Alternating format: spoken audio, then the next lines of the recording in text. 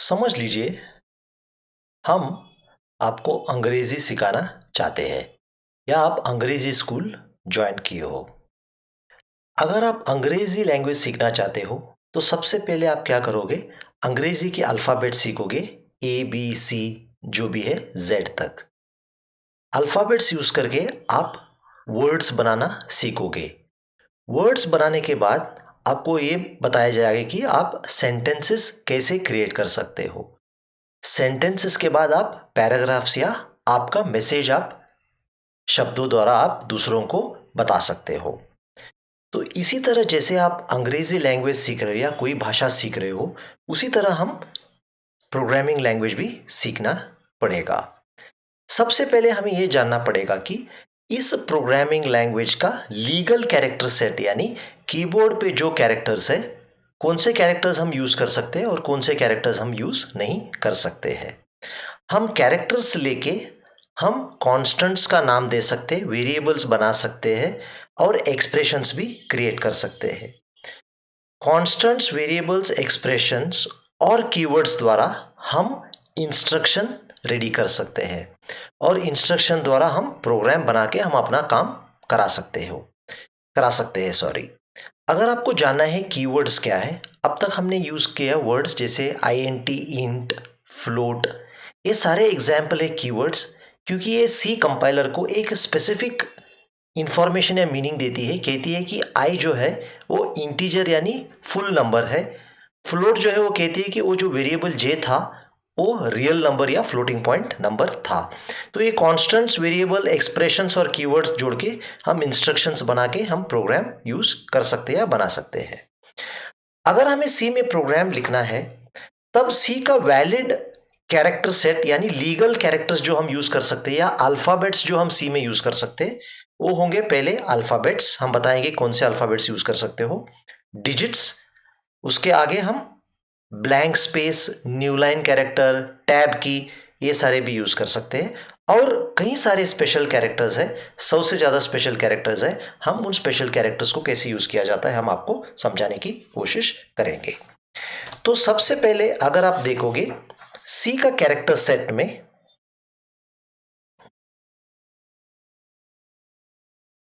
सबसे पहले सी का कैरेक्टर सेट में अगर आप देखोगे तो आपको अल्फाबेट्स के बारे में जानना जरूरी है।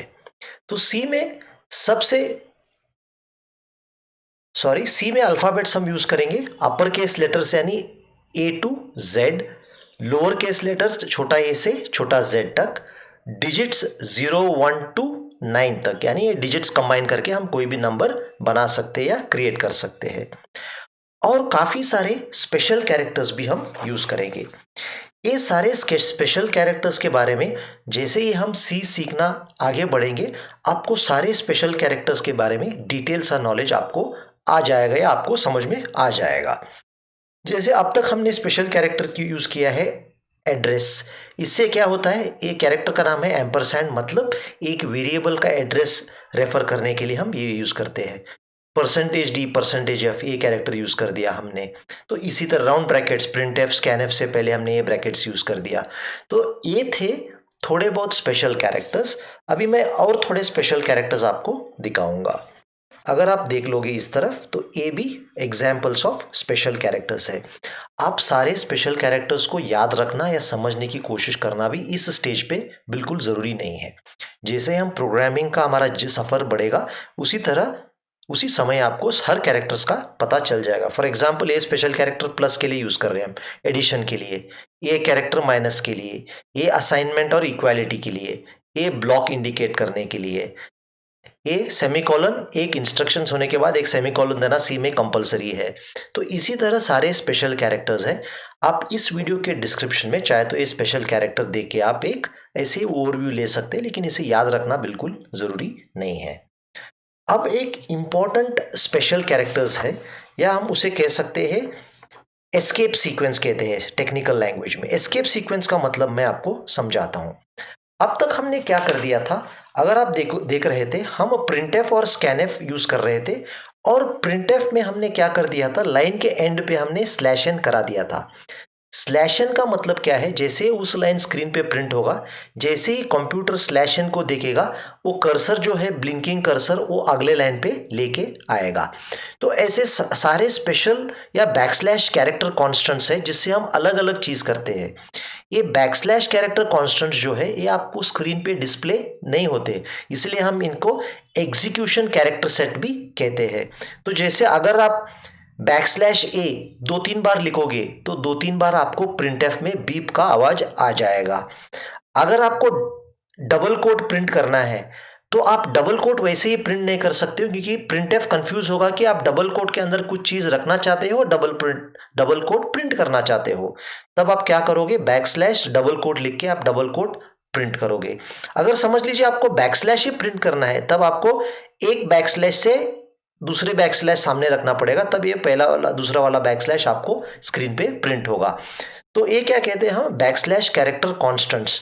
तो हर चीज पे यहाँ पे क्या है, हम बैकस्लैश यूज कर रहे हैं ताकि ये जो एक्स आर एन का जो स्पेशल मीनिंग है या नॉर्मल मीनिंग है उसे हम चेंज करके हम उसे अलग तरीके से यूज करने की कोशिश कर रहे हैं। तो आप सोचिए इस बैकस्लैश कैरेक्टर्स या एग्जीक्यूशन कैरेक्टर सेट का फीचर्स क्या है। ये जो सारे backslash N, slash T, new line, beep, ये सारे अनप्रिंटेबल कैरेक्टर्स है, यानी ये स्क्रीन पे आपको दिखाई नहीं देगा। ये केवल कैरेक्टर अपना काम करेंगे, जैसे न्यू लाइन, बेल रिंग करना, बीप करना, ऐसे सब काम करेंगे। चाहे ये आपको दो दिख रहे, बैकस्लैश 0, बैकस्लैश ए, ठीक है, ईच कैरेक्टर कांस्टेंट रिप्रेजेंट्स केवल वन कैरेक्टर। ये बैकस्लैश इसलिए डाल रहे ताकि वो ए के साथ हम ये कह रहे हैं कि वो एक स्पेशल ए है, उससे हम बीपिंग साउंड चाहते हैं। अगर हम केवल ए लिख दिया तो ए प्रिंट होगा स्क्रीन पे। अगर हमने बैकस्लैश निकाल के एन डाल दिया प्रिंटएफ में तो केवल एन प्रिंट होगा, क्योंकि हमने बैकस्लैश एन लिखा है, तो इसी कारण एन अगला लाइन पे कर्सर को लेके जाएगा और अगला लाइन पे चला जाएगा। तो ये जो स्पेशल कैरेक्टर्स है, दो कैरेक्टर जुड़ के बनते हैं, लेकिन एक कॉम्बिनेशन है केवल एक चीज को रिप्रेजेंट करने के लिए। तो ये था basic character set of C programming language. तो हम variables, constants, expressions, keywords, special characters सारे मिला के हम प्रोग्राम कैसा लिखना है अगले थोड़े सेशन में हम आपको बता देंगे।